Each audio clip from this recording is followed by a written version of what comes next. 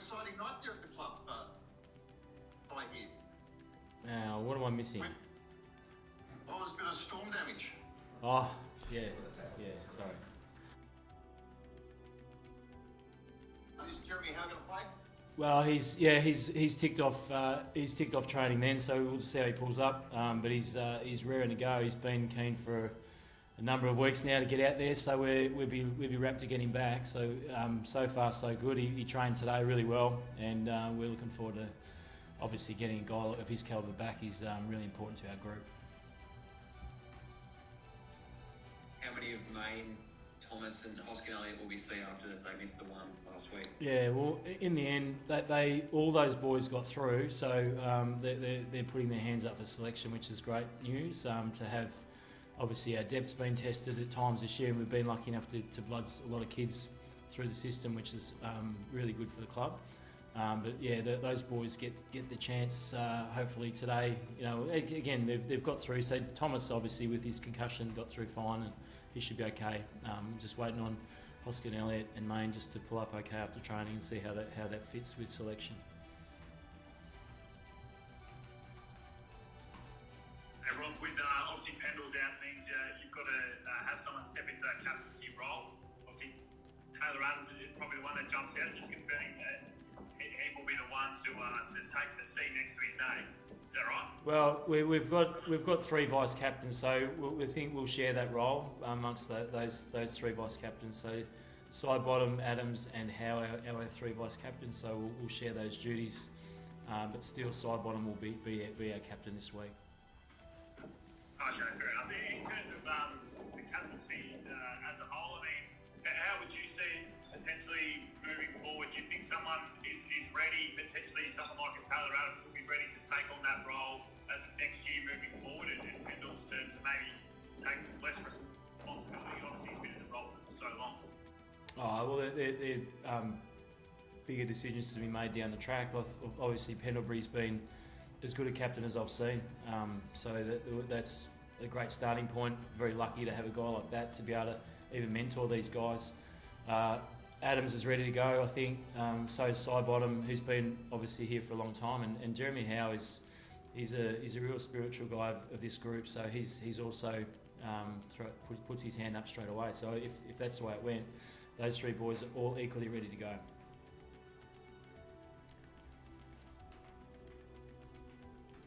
And in terms of personally for yourself, have you been notified or have you submitted something for the senior role, and are you part of that process?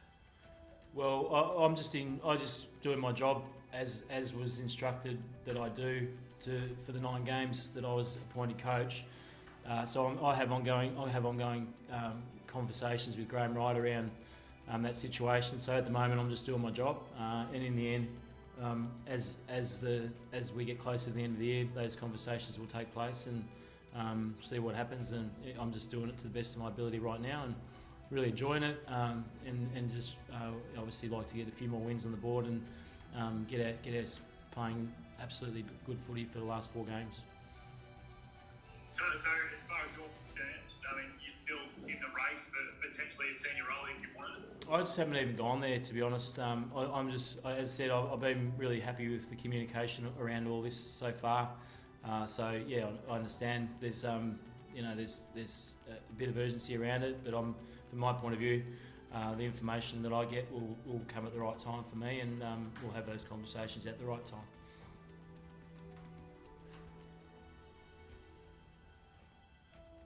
What's the thinking around Jeremy? I mean, others might put him into cotton wool and say, let's just get you through the end of the season and then attack the pre-season hard. But clearly, you and he want to play as many games as he can to finish the season. So just take us through the thinking with his management. Yeah, and that's a reasonable assumption as well. But in the end, there's probably a couple of things to it.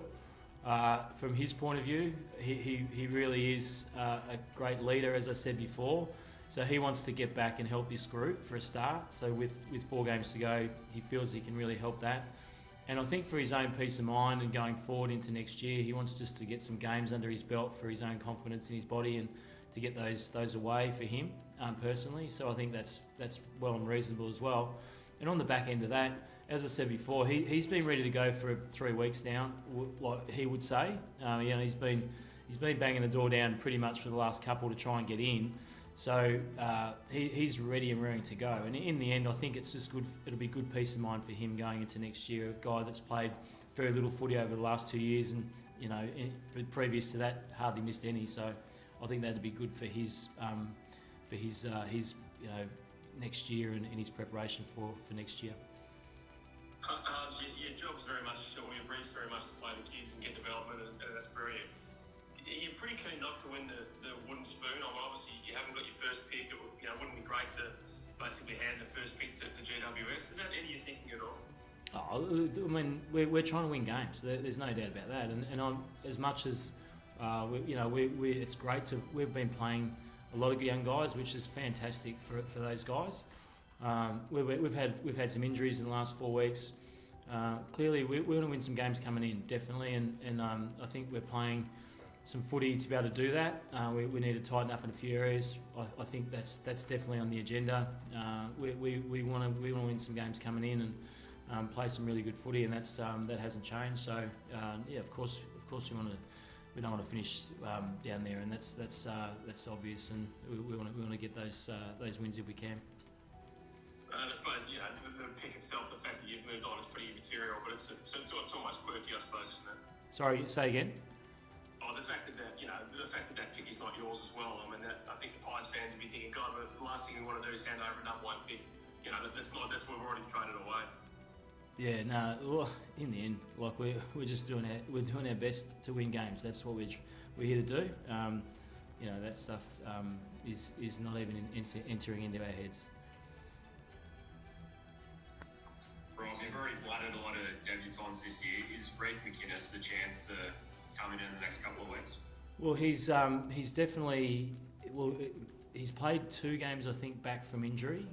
So we still feel like we'd love to get him in if we can. And again, he's still got to earn that right to get into the team. But in the end, he's showing really good signs. We just feel like fitness-wise, he's maybe still a little bit to go. But if there's an opportunity to get him in, that would be super again. As I said, we've got a really good group of young guys coming through. That's going to be really exciting for the club, and he's another one, and he's got a great attitude to footy, to his teammates, and to the club. So if we can get him a chance, and he earns that chance, that would be a win for us. Just on the kids' halves, like you can debut kids, and that's all great, but you must feel like over the 9 you've debuted, God, there's some real talent and some massive upside there. Yeah, and this is as I said, this is a good group. But I will stress as well, each one of those boys has earned their opportunities through the work they've put together in the VFL and the way they've gone about it here on the training track and around the place. So there's been no games gifted to anyone, and they've really earned those opportunities, as McInnes will if he gets his opportunity. So that's been really forthright to those guys when they've come in. There's been no games gifted here, but having said that, they will make the place better for a long time, and that's a good thing. And we're lucky enough to have some talented boys come in, and we want to make the most of that with the opportunities they get, and on the back of really good solid work rate and good standards and principles. Robert, can you take us inside the plan for Mason Cox this week? Is he a chance to come into the 22? And off the back of that, what does he need to do for the last month to make sure he's got a contract for next year? No, well, in the end, he's obviously played last week. He's in the squad, so we're still got to settle. Obviously, we've got some boys coming back in, and we've got to settle the team down. So in the end, those decisions will be made this afternoon.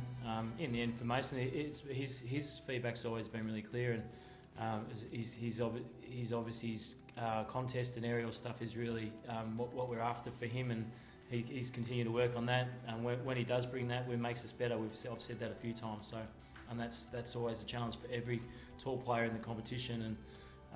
yeah, it's not getting any easier. It's a tough caper, and that's his challenge, and all forwards' challenge really at the AFL level.